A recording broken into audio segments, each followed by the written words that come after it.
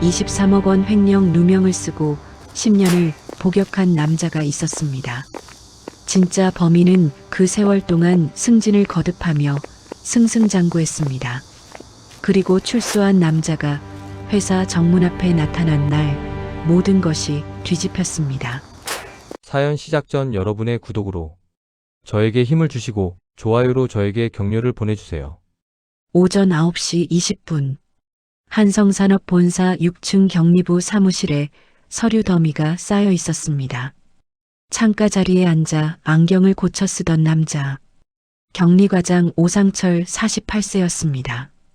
그는 이 회사에서 22년을 일한 사람이었습니다. 입사 첫날 복사기 용지를 갈다가 손가락을 베었던 날부터 회계 시스템을 혼자 밤새워 바꾸던 날까지 이 회사의 돈 흐름은 그의 머릿속에 지도처럼 그려져 있었습니다. 그런 그에게 그날 아침은 평범하게 시작됐습니다. 오전 10시 정각 재무이사 최병태 55세가 사무실 문을 열고 들어왔습니다. 그의 뒤로 낯선 남자 셋이 따라 들어왔는데 넥타이도 없이 점퍼를 걸친 그들은 말없이 오상철의 책상을 에워쌌습니다. 최병태는 오상철의 얼굴을 똑바로 바라보지 않았습니다. 그는 시선을 창밖으로 돌린 채 낮은 목소리로 말했습니다. 오 과장, 수고했어. 그 말이 무슨 뜻인지 오상철이 채 깨닫기 전에 점퍼 차림의 남자 하나가 신분증을 꺼내 들었습니다. 검찰 수사관이었습니다. 오상철 씨, 회사 공금 23억 원 횡령 혐의로 임의동행 요청합니다. 오상철은 그 자리에서 굳어버렸습니다. 23억. 횡령. 자신의 이름. 세 단어가 머릿속에서 제각각 뱅뱅 돌았습니다. 잠깐 무슨 말씀이십니까? 저는 아무것도 모릅니다. 그러나 수사관은 파일 하나를 책상 위에 내려놓았습니다. 오상철의 서명이 찍힌 이체 확인서, 오상철의 도장이 찍힌 내부 결제 서류, 오상철 명의 외부 계좌로의 자금 이동 내역. 모든 것이 완벽하게 그의 것이었습니다. 날조된 것들이. 같은 시각 6층 복도에서는 직원들이 유리문 너머로 그 장면을 바라보고 있었습니다. 20년 넘게 함께 일한 동료들이었지만 아무도 문을 열고 들어오지 않았습니다. 오상철은 수갑이 채워지기 직전 재킷 안주머니에서 USB 하나를 꺼냈습니다. 수사관이 손을 뻗으려 했지만 그는 먼저 말했습니다. 이건 개인 물건입니다. 압수영장에 없습니다. 그것은 사실이었습니다. 수사관은 멈칫했고 오상철은 그 틈에 USB를 주먹 안에 꽉 쥐었습니다. 그리고 끌려나가면서 사무실 입구 쪽에 서 있던 아내 오미경을 보았습니다. 그녀는 오전에 남편 도시락을 가지고 왔다가 그 장면을 마주친 것이었습니다. 오상철은 수갑찬 손을 들어 USB를 아내에게 내밀었습니다. 여보, 이거 절대 열어보지 마. 때가 되면 내가 알려줄게. 오미경은 떨리는 손으로 그것을 받았습니다. 엘리베이터 문이 닫혔습니다.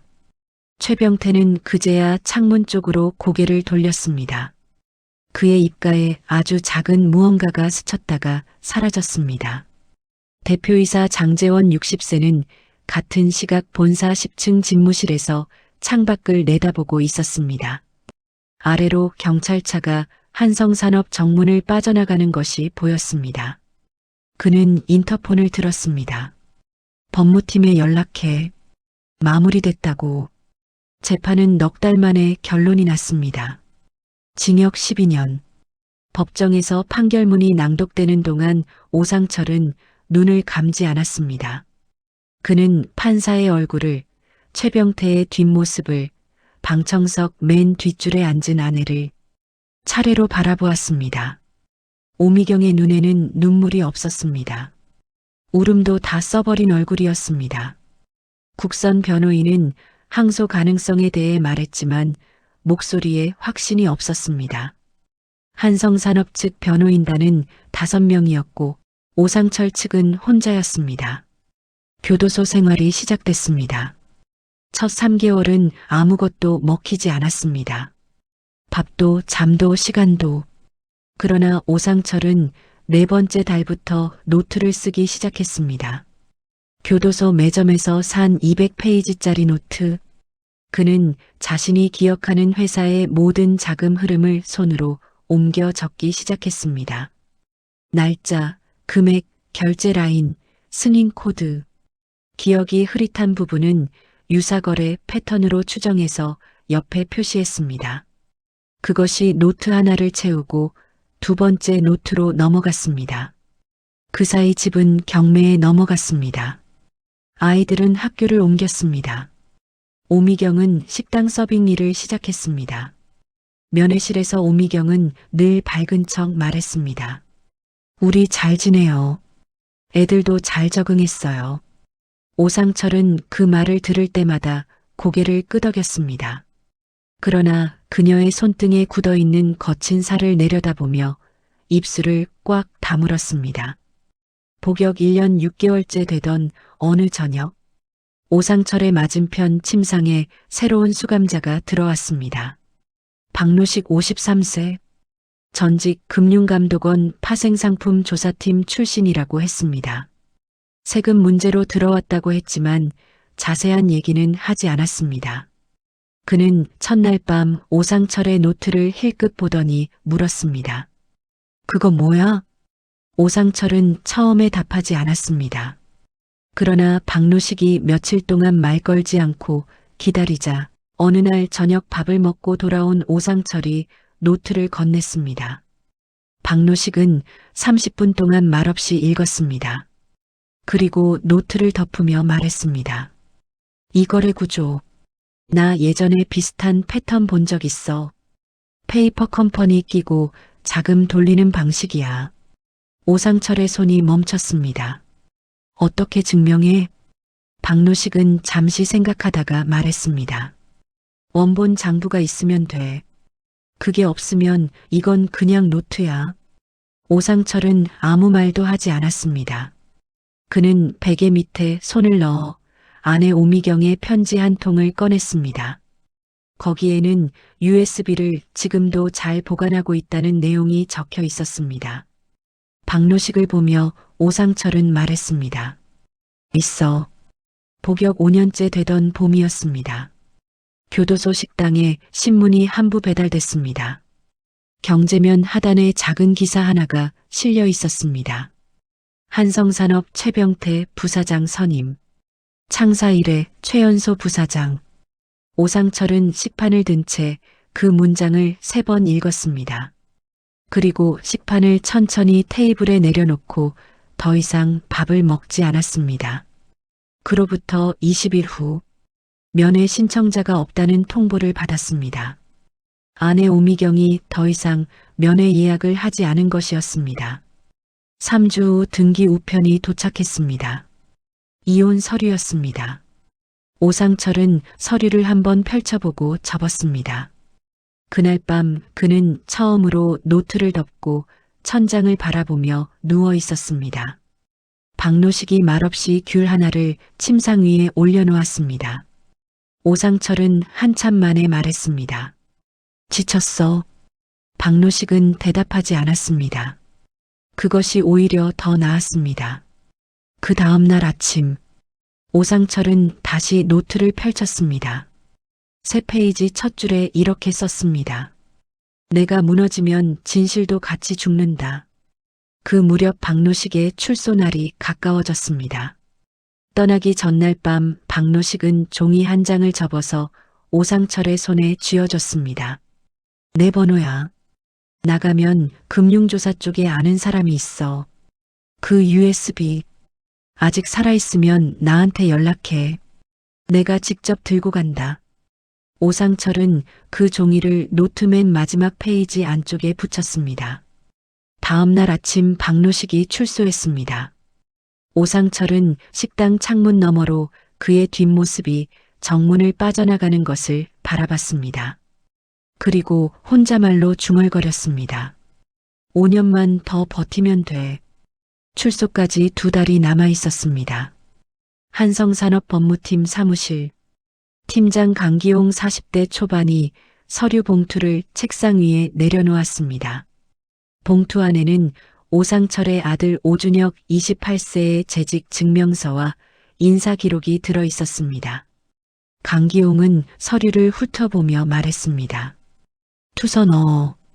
재무팀에 정과자 아들이 있다고. 회사 이름은 빼고. 이틀 뒤 오준혁이 다니던 중견 유통회사 인사팀에 익명투서가 도착했습니다. 내용은 단 2줄. 본사 재무팀 직원 오준혁의 부친이 횡령 정과자라는 사실을 알고 있습니까? 재무팀의 도덕적 신뢰도를 확인하시기 바랍니다. 오준혁은 사흘 뒤 인사팀에 불려갔고 일주일 뒤 권고사직서를 받았습니다. 그리고 출소 47일 전 오준혁이 아버지 면회를 왔습니다. 그는 넥타이를 메고 왔습니다. 마치 아무 일도 없었다는 듯이. 그러나 눈이 충혈되어 있었고 눈밑이 거뭇했습니다. 아버지, 저 괜찮아요. 오상철은 유리 너머 아들의 얼굴을 한참 들여다봤습니다. 괜찮은 사람이 넥타이를 이렇게 단단히 메고 오지는 않는다. 오준혁이 웃으며 말했습니다. 아버지, 그냥 빨리 나오세요. 저 기다리고 있을게요. 오상철의 눈이 흔들렸습니다. 그는 인터폰을 꽉 잡은 채 한참 말을 못했습니다. 그날 저녁 오상철은 노트 마지막 페이지를 펼쳤습니다. 박노식의 번호 위에 손을 얹었습니다. 그리고 10년치 노트를 처음부터 다시 한 장씩 넘겼습니다. 총 42페이지. 한성산업의 자금 흐름을 손으로 재구성한 기록들. 이것이 USB와 합쳐지면 이야기가 달라진다. 오상철은 연필을 들고 노트 맨 앞 여백에 딱 3글자를 적었습니다. 기다려라. 출소 당일 오전 9시. 정문을 나서는 오상철의 손에는 낡은 비닐 봉투 하나가 들려 있었습니다. 갈아입은 옷 한 벌과 노트들이 전부였습니다. 그는 교도소 앞 버스 정류장에 서지 않았습니다. 걸었습니다. 40분을 걸어서 도착한 곳. 한성산업 본사 정문이었습니다. 오상철은 정문 앞에 서서 건물을 올려다봤습니다. 6층 창문. 22년 동안 앉아있던 자리가 있는 곳. 경비원이 다가와서 물었습니다. 누구세요? 방문 예약 있으세요? 오상철은 말없이 경비원을 한번 바라보다가 고개를 돌리고 걸어갔습니다. 그 장면을 지나가던 30대 남성이 스마트폰으로 찍었습니다. 갓 출소한 듯한 초라한 복장의 남자가 대기업 정문 앞에 멈춰서서 건물을 올려다보다 돌아서는 영상. 영상은 그날 오후부터 퍼지기 시작했습니다. 댓글에는 이런 말들이 달렸습니다. 저 사람 눈빛이 범상치 않다. 뭔가 사연이 있는 것 같다. 같은 날 오후 2시 서울 마포구의 작은 사무실에서 박노식이 서류 가방을 들고 일어났습니다. 오상철이 아들 오준혁을 통해 보내온 USB와 노트 복사본이 가방 안에 있었습니다. 박노식은 금융감독원 민원 접수 창구 앞에 서서 말했습니다. 자본시장법 위반 및 횡령 공모 관련 제보입니다. 자료 일체 제출하겠습니다. 접수 담당자가 서류를 받으며 말했습니다. 접수번호 발급해 드리겠습니다. 금감원 자본시장 조사팀이 움직이기 시작했습니다. USB 속 파일은 한성산업 내부 이중 장부였습니다. 최병태가 삭제했다고 믿었던 파일들. 그러나 오상철은 감이 있었습니다. 그는 사건 당일 아침 출근해서 첫 번째로 한 일이 회계 시스템 백업 서버에 파일을 복사해 넣는 것이었고 그 사실을 아무에게도 말하지 않았습니다. USB의 파일 메타데이터에는 생성 날짜가 그대로 살아 있었습니다. 사건 발생 당일 오전 8시 45분. 오상철이 출근해서 수갑을 차기까지 남은 시간은 1시간 35분이었습니다. 디지털 포렌식 결과가 나오는 데는 열흘이 걸리지 않았습니다. 그 사이 한성산업법무팀 강기용이 금감원으로부터 첫 번째 공문을 받았습니다. 그는 공문을 들고 최병태 부사장 집무실 문을 두드렸습니다. 부사장님, 최병태는 공문을 보더니 아무 말도 하지 않았습니다. 그저 창밖을 바라보았습니다. 열이틀 뒤 최병태의 전직 비서 출신 직원 이서진 38세가 금감원 조사관 앞에 앉았습니다.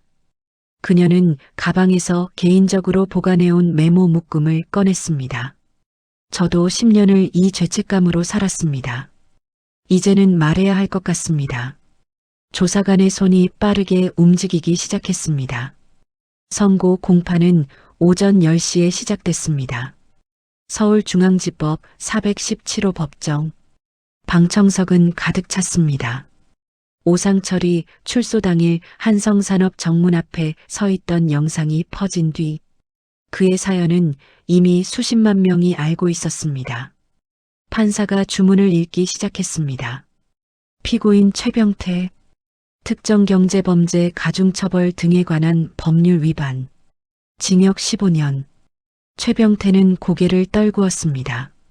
피고인 장재원, 공모에 의한 횡령 및 증거인멸, 징역 10년. 장재원의 손이 피고인석 난간을 잡았다가 놓였습니다. 재심 선고는 같은 날 오후에 이어졌습니다. 피고인 오상철에 대한 재심 결과 원심 판결을 파기하고 무죄를 선고합니다. 법정 안이 잠시 정적에 잠겼다가 방청석 여기저기서 작은 소리들이 터져 나왔습니다. 오상철은 자리에 앉은 채 아무 표정도 짓지 않았습니다. 눈도 깜빡이지 않았습니다. 오준혁이 아버지의 손을 잡았습니다. 오상철의 손이 아들의 손을 천천히 맞잡았습니다. 법정을 나서자 취재진이 몰렸습니다. 카메라 플래시가 연속으로 터졌습니다. 마이크들이 앞으로 밀려왔습니다. 오상철 씨, 소감 한마디 부탁드립니다. 오상철은 멈춰섰습니다. 카메라들을 향해 정면으로 고개를 들었습니다. 그리고 말했습니다. 10년 동안 저는 한 번도 틀리지 않았습니다. 그게 전부였습니다. 취재진이 다시 질문을 쏟아냈지만 그는 더 이상 말하지 않았습니다. 그는 법원 계단을 내려갔습니다. 계단 아래에 두 사람이 서 있었습니다. 오준혁은 이미 내려가서 그쪽으로 걸어가고 있었습니다. 오미경이었습니다. 그녀 옆에 오준혁이 서서 오상철을 바라보고 있었습니다. 오상철의 발걸음이 느려졌습니다. 오미경도 한 발짝을 내딛었다가 멈췄습니다. 둘의 눈이 마주쳤습니다. 말은 없었습니다. 봄볕이 법원 광장 위로 조용히 내려앉았습니다. 오상철은 그 자리에 서서 눈을 감았습니다. 10년치 바람이 한꺼번에 빠져나가는 것 같았습니다. 여러분의 구독이 저에게는 큰 힘이 됩니다. 따뜻한 이야기 앞으로도 계속 전해드리겠습니다.